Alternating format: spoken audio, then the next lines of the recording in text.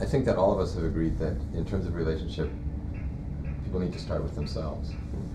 And what our experience is in terms of working with medical students, interns and residents, as well as the staff that work at the hospital, is that their sense of themselves is essential also to how they relate to patients and how they relate to colleagues.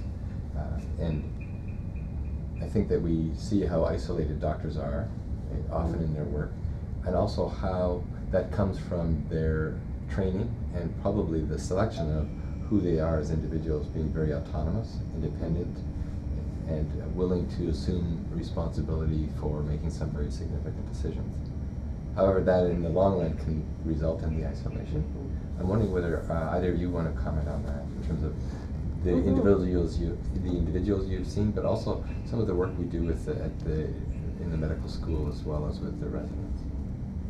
I think for me there's a couple of things, and one is just the sheer right from medical school on, and we see it, through the residency programs as well. It's just the absolute sheer pressure that students and then physicians are under in terms of time pressure, volume, long hours. That's a factor in connecting, is one thing. Secondarily, I think there's traditionally, and that was part of my interest in moving into this field, there has tended to be a sort of stoicism, I think, in the culture. So we carry on, we suck it up, we're strong, and a real stigma about seeking help or disclosing vulnerability, and I think that has definitely worked against physicians' own well-being. So I think there isn't time for self-reflection, and there hasn't been encouragement. I think the good thing for me is I see that changing. I really see now in the residency programs, in medical school as well, like the Reflections program at UBC, that there's much more encouragement for saying, take care of yourself, look at your own well-being, reflect on issues that might be difficult for you, and I think that's tremendously healthy. And the other thing we see as well is the tension between the cognitive and the emotional, where the cognitive seems to be more highly regarded than an emotional response, whereas the pain that doctors experience is often an emotional pain.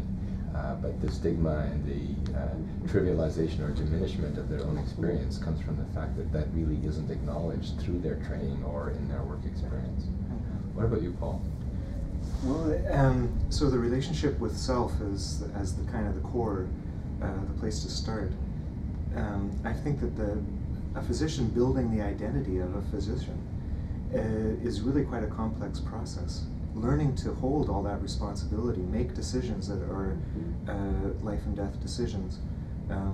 Early in the literature, the Boys in White research that was qualitative research from the 50s talked about medical responsibility and that sense of power over life and death, and that I think that does something to a person's identity.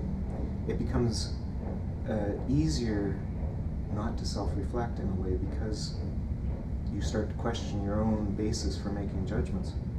So I think that the sense of allowing an identity that can be flexible, can take some complex situations and look at different parts of that and still feel like I can answer the questions that need to be answered.